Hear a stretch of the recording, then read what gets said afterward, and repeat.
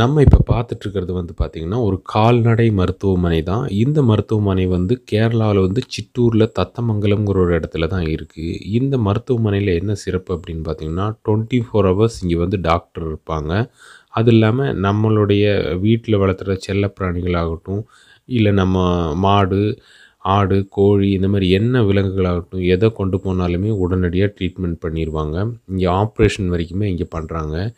இந்த வீடியோ நம்ம இன்றைக்கி என்ன போட்டிருக்கோம் அப்படின்னு தெரிஞ்சிச்சுன்னா, நம்ம வீட்டில் வந்து ஒரு நாய் வளர்த்திட்ருக்கோம். இந்த நாய்க்கு வந்து ஊசி போடுறதுக்காக வேண்டி தான், அதாவது வேக்சின் எடுக்கணும்.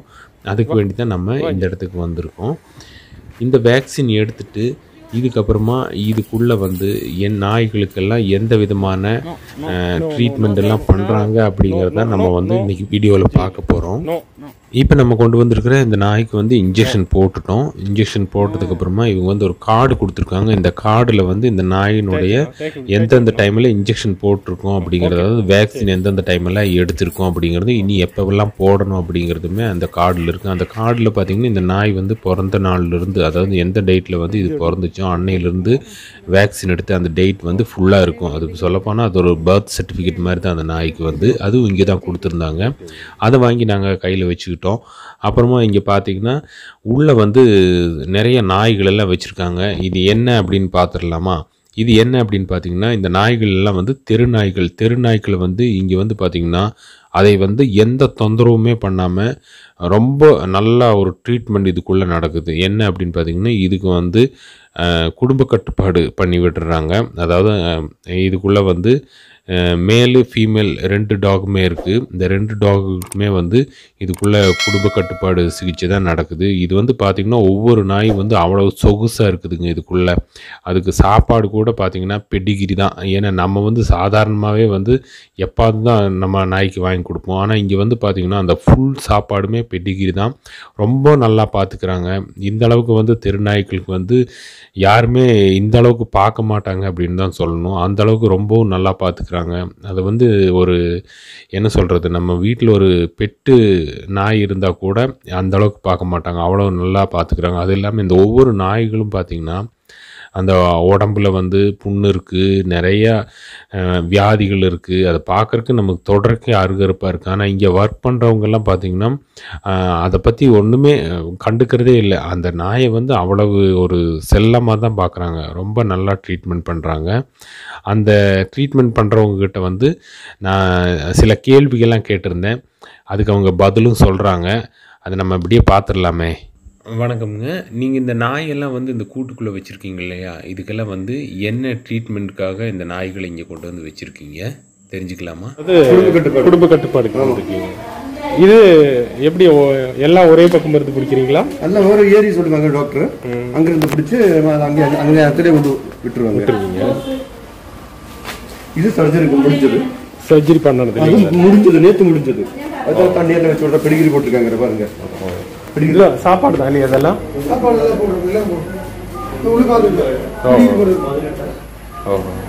பெடிகிரி தான் இல்லையா? இது ஒரு நாளைக்கு இத்தனை டாக் இருக்கு உங்களுக்கு?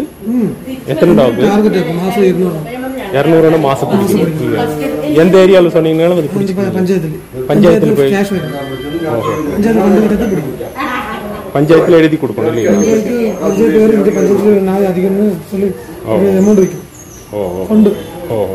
சாப்பாடு கொடுத்துருங்க. அப்ப தண்ணி வச்சிருக்காங்க. ஆனா கொண்டு வர டைம்ல எதுவுமே சாப்பாடு கொடுக்க முடியாது. சர்ஜரி பண்ண வேண்டியது சாப்பாடு கொடுக்க முடியாது. இங்க இருக்கு, முன்னாடி இருக்கு. எதா இருந்தாலும் சர்ஜரி பண்ணிடுவீங்க. எத்தனை நாள் இங்க சர்ஜரி பண்ணி ஒரு 3 நாள் பிடிச்சிட்டு வந்து நாள் விட்டுருவாங்க. நேற்று முடிஞ்சிருச்சு. இன்னைக்கு ஃபுல் ரெஸ்ட் ஆயிடுச்சு. இல்ல நாளைக்கு ஆன்டிபயோட்டிக் இன்ஜெக்ஷன் போட்டு நாளைக்கு காலையில் விட்டுருவாங்க. ரேபிட் இன்ஜெக்ஷன் அல்ல, ரேபிட் இன்ஜெக்ஷன் போடுவாங்க. அது ஃபர்ஸ்டே போட்டுருவாங்க. நம்ம சர்ஜரி உள்ள போகும்போது தான் வேற இன்ஜெக்ஷன் எல்லாம் இருக்கு. அதை போட்டு நாளைக்கு ஆன்டிபயோட்டிக் சர்ஜரி பண்ணும்போது கொடுப்பாங்க. ரிலீஸ் பண்ணும்போது ஆன்டிபயோட்டிக் ஒரு இன்ஜெக்ஷன் அப்படியே போட்டுருவாங்க. அப்ப நல்ல ஒரு மெசேஜ் எடுக்கும்ல. போகும்போது ரிலீஸ் பண்ணும்போது ஆன்டிபயோட்டிக். நீங்க இதெல்லாம் வந்து எந்த ஏரியான்னு அதை எழுதியே வச்சு நமக்கு தெரியும். எங்க பிடிச்சாங்க அங்க பிடிச்சாங்க நமக்கு எல்லாம் தெரியும். 4-5 பேர் போவாங்க, போட்டிக்கு போவாங்க. அப்ப எங்க இருந்து பிடிச்சி நீ பிடிச்சா தானே, இது நான் பிடிச்சா இந்த ஏரியா இது பிடிச்சது தானே, அது நமக்கு எல்லாம் தெரியும். அங்க ஏதோ ஒண்ணு மிஸ், இது வரைக்கும் மிஸ் வந்து 5 வருஷம் தாண்டி போச்சு. இது வரைக்கும் அது மிஸ்ஸிங் வந்ததே இல்லை. சர்ஜரி பண்ணது எல்லாம் பண்ணாது. தண்ணி ஊற்றக்கூடாது. சர்ஜரி பண்றதுனால தண்ணி எல்லாம் கொடுக்க தண்ணி சாப்பாடு எல்லாம் கொடுக்கும். இன்ஜெக்ஷன் படிக்கும் போது நம்ம ஃபர்ஸ்ட் டைம் மயக்கம் இல்லை, அது ஊசி போட்டாரு அப்போ அதெல்லாம் வாயில் வந்து எல்லாம் ஒன்ட்டிங் ஆயிடும், அதெல்லாம் வேஸ்ட் ஆயிடும். அப்போ அதுக்குன்னு ட்ரை ஆயிடுச்சு. உங்களுக்கு எந்த ஏரியா என்னங்கிறதெல்லாம் தெரியுமா? உங்களுக்கு தெரியும் இல்ல, எழுதி வச்சிருப்பீங்க. பெரிய டாக்டர் சொல்லுவாங்க இந்த பிடிக்கணும், நீங்க நல்ல பஞ்சாயத்து நேற்று இந்த போன மாசம் புளிஞ்சவரம் தான் பிடிச்சாங்க, அது தாண்டி இப்ப நேற்று வந்துட்டு நல்ல பஞ்சாயத்து பஞ்சாயத்துல எழுதி கொடுக்கணும் இல்லைங்களா? பஞ்சாயத்து அங்க போகும்போது வார்டு மெம்பர் கிட்ட கூப்பிடுவாங்க, சார் இந்த நம்ம உங்க ஏரியா வந்திருக்காங்க, வேற ஏதாவது பிரச்சனை கூப்பிடுங்க சார், டிரைவர் கூப்பிடுங்க, இல்ல நம்ம யாராவது கூப்பிட்டுனா நம்பர் கரெக்டாங்க. இது வந்து குடும்ப கட்டுப்பாடு மட்டும் தான் பண்ணுவீங்க. முதல்ல எல்லாம் வந்து நாயை பிடிச்சி எல்லாம் கொல்லுவாங்க இல்லையா? அது நம்ம பார்த்தாலும் அது பிரச்சனை. அது இப்ப அந்த இது இல்ல, இந்த வலையில தான் பிடிக்க முடியும், வேற எதுவும் பிடிக்க முடியும் நமக்கு. இந்த வலையில தான் பிடிக்க முடியும், வேற எதுவும் நமக்கு தூக்கி கொண்டு போக முடியுதா? இந்த வலையில பிடிச்சிருக்கீங்களா? பிடிக்க முடியும். இதுல நாய் அமுத்திடுவீங்க. சரி சரி, சுத்தி எடுத்துருவீங்க. வெளியே வரக்கூடாது, வெளியே வராம தான் பிடிக்க. அப்ப அப்படி நம்ம பண்ணும்போது நாய் ஒண்ணும் பண்ணாத, கடிக்கிறதுக்கெல்லாம் வரும் இல்லையா? நம்ம தொழில் அப்படித்தானே, என்ன பண்ண முடியும்? கிடைக்கும் அப்படின்னு ஆகும். உங்களுக்கு வந்து ஒரு கவர்மெண்ட் ஜாப், உங்களுக்கு கவர்மெண்ட் ஜாப் தான், கான்ட்ராக்ட் நீங்க எல்லாம் இல்லைங்களா? ஒரு நாய்க்கு ₹3 அப்படின்னு கொடுத்துருவாங்க. ஒரு மாசத்துக்கு 200 நாய் 200 நாய் பிடிச்சிருக்கு டார்கெட். 200 நாய் பிடிச்சி 200 நாய் பிடிச்சிருக்கு. அது எப்படின்னா அது இந்த எப்படி நீங்க பார்க்க தெரியும் நாய் எப்படின்னா ஒரு பேப்பர்ல நாங்க இந்த நோட் பண்ணிருக்கோம், மூக்கில வச்சு நோட் பண்ணிருக்காங்கல்ல, நம்ம தம்பு வச்சிருவாங்க, இந்த மூக்கில வச்சு மூக்கில வந்து மூக்கில தான் இந்த தம்பு வைக்கிறோம், தம்பு வச்சு அதுக்கு ஒரு பேப்பர் வச்சு அனுப்புவாங்க. எந்த ஏரியாவில இருந்து இந்த டாகுக்கு பேரெல்லாம் வைப்பீங்களா நீங்க? அதெல்லாம் ஒண்ணு கிடையாது. கலர் இருப்பாங்க, கலர் வச்சு கலர் எந்த ஃபீமேல் எத்தனை கேஜி வரைக்கும் நமக்கு பார்த்தா சுமார் வெயிட் தெரியும், அந்த வெயிட் ஃபீமேல் கலர் எடுத்தீங்க. கலர் பிரவுன் பிளாக் வந்து. ஆமா ஆமா ஆமா, பிரவுன் பிளாக் ஃபீமேல். ஒரு 16-17 கேஜி, 12-13 கேஜி, 14-15 கேஜி. இப்ப அதுக்கு சர்ஜரி பண்ண நாய் நம்மளுக்கு எப்படி தெரியும்? தெரியாது. எப்படி கண்டுபிடிப்பீங்க நீங்க? செவியில் ஒரு வி ஷேப் கட் பண்ணிருக்கோம். இந்த சர்ஜரி பண்ணதுக்கெல்லாம் வந்து இந்த காதுல வந்து இந்த வி ஷேப் கட் பண்ணிருக்கீங்க இல்லீங்களா? இது அது பாருங்க, இது வந்து சர்ஜரி பண்ணதுக்கு நமக்கு இல்ல எல்லா பக்கமே வி ஷேப் தான் பண்ணுவாங்களா?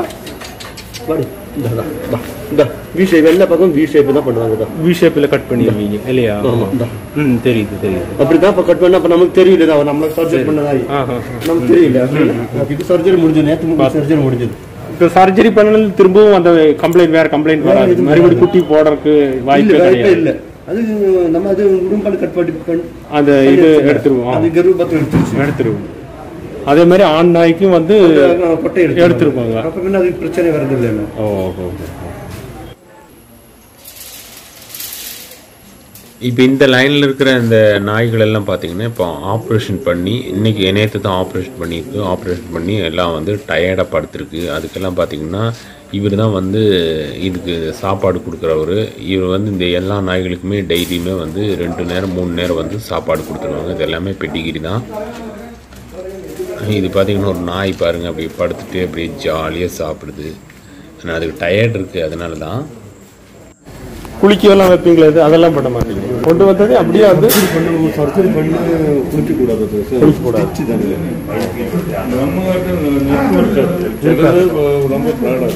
எல்லாமே கடிக்கிறது வரும் இல்லைங்களா? சிலது கடிக்க வரும், கடிச்சிருவாங்க.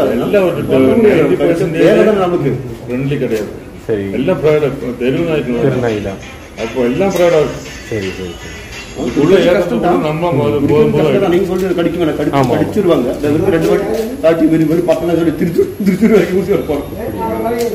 இங்க சித்திரப்பட்டில பாலக்காடு இந்த நாய் வந்து பாத்தீங்கன்னா இப்போ பெருசாகாத மாதிரி இருக்கு. ஆனா இதுக்கும் வந்து குடும்ப கட்டுப்பாடு பண்ணிருக்கீங்களா? கொஞ்சம் பெரிய இருக்குது, கொஞ்சம் பெருசா இருக்கு. சின்னது பிடிக்கிறதே இல்லை. எப்படியாவது 4 மாசம் 5 மாசம் 4 பேர் பெருசா இருக்கும். அது இந்த அளவுக்கு தான் மெயின். அது தமிழ் பிடிக்கிறதே இல்லை. நீங்க பிடிக்க வரும்போது கடிக்கவே இல்லை இல்லைங்களா? கடிக்கலாம் இல்ல, உள்ள இருந்து எடுக்கும்போது கடிக்க நீங்க வாயில கடிக்கிறீங்களா? இல்ல, அப்படி வாய் கட்ட முடியும். ஊசி போட்டுருவாங்க மயக்கிறதுக்கு, மயக்க மருந்து போட்டு மறுபடியும் அப்படியே இது கூட வச்சு மயக்கம் போட்டு அப்படியே வைக்கும்போது அப்படியே நம்ம கடிக்க வருவாங்க. பிடிச்சிடும் அப்படியே. இப்போ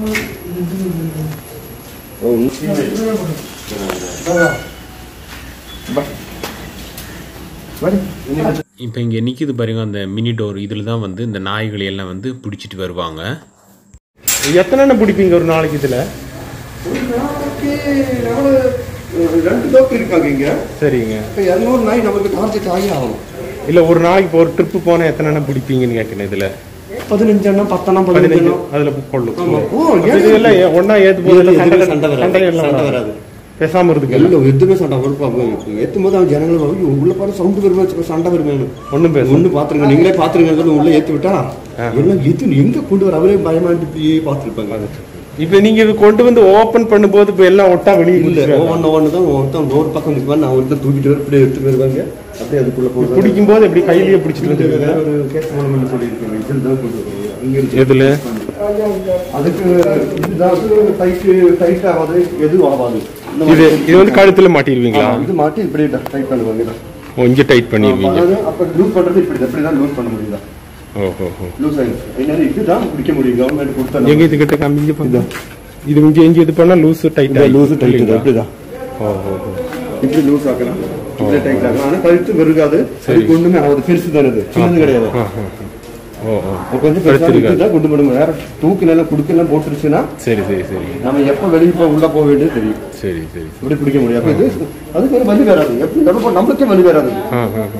இதை ஒன்றா பிடிச்சி உள்ள கொண்டு ஒவ்வொரு கூட்டுக்குள்ளே போட்டுருவீங்க. கொண்டு வந்து இதுக்குள்ளே போட்டலாம்.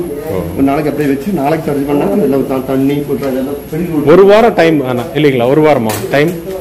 3 நாள் சர்ஜர் பண்ணி 3 நாள். இல்லை அங்கிருந்து கொண்டு வந்து இது டைமு எவ்வளோ நாள்? நேற்று கொண்டு வந்துட்டீங்க. இது நேற்று கொண்டு வர்றீங்க. கொஞ்சம் சர்ஜர் பண்ணியாச்சு. ஓஹோ. அப்போ நாளைக்கு இது ரிலீஸ் பண்ணுவீங்க. இன்னைக்கு சர்ஜர் பண்ணுவீங்க. அப்போ நாளைக்கு ரிலீஸ் பண்ணும்போது அது அப்படி ஏரியானா கண்டிப்பாக உங்களுக்கு தெரியும் இல்லைங்களா? கரெக்டாக தெரியும். ஃப்ரெண்ட்ஸ் இங்கே பார்த்தீங்கன்னா இந்த டாகுகளுக்கெல்லாம் வந்து எந்த விதமான ட்ரீட்மெண்ட் பண்ணுறாங்க, எப்படி பண்ணுறாங்க அப்படிங்கிறது நீங்களே பார்த்து கேட்டு தெரிஞ்சிருப்பீங்கன்னு நினைக்கிறேன். இங்கே வந்து பார்த்திங்கன்னா இந்த ஹாஸ்பிட்டலில் வந்து எல்லாமே வந்து ஃப்ரீ தானுங்க. ஏன்னா இது ஒரு கவர்மெண்ட் ஹாஸ்பிட்டலு. இங்கே வந்து 24 ஹவர்ஸுமே டாக்டர்ஸ் இருப்பாங்க. அது இல்லாமல் ஞாயிற்றுக்கிழமை வந்தாலுமே இங்கே வந்து டாக்டர்ஸ் இருப்பாங்க. நீங்கள் நைட்டு 12 மணிக்கு கூட வந்து நீங்கள் இப்படி ஒரு ட்ரீட்மெண்ட் பண்ணணும் அப்படின்னு சொன்னாலுமே இங்கே நீங்கள் அந்த விலங்கோ இல்லை எந்த ஒரு நாயோ இல்லை ஆடு மாடு கோழி நீங்கள் உங்களுக்கு எந்த நீங்கள் வளர்த்துறீங்களோ அதை கொண்டு வந்து அவங்ககிட்ட சொன்னாலுமே அவங்க வந்து எந்த ஒரு சங்கடமே படாமல் உடனே அதை பார்ப்பாங்க. இந்த ஹாஸ்பிட்டலினுடைய அட்ரஸ் வந்து நான் இதில் போட்டிருக்கேன். நீங்கள் அதை பார்த்துக்குங்க. அப்படியே தான் உங்களுக்கு சந்தேகம் இருந்தால் நீங்கள் கேட்டுக்கலாம் ஃபோன் பண்ணியே. ஓகே ஃப்ரெண்ட்ஸ், உங்களுக்கு இந்த வீடியோ பிடிச்சிருந்துச்சுன்னா லைக் பண்ணுங்கள், நம்ம சேனலை சப்ஸ்கிரைப் பண்ணுங்கள். மீண்டும் ஒரு நல்ல வீடியோவில் சந்திக்கிறேன். நன்றி, வணக்கம்.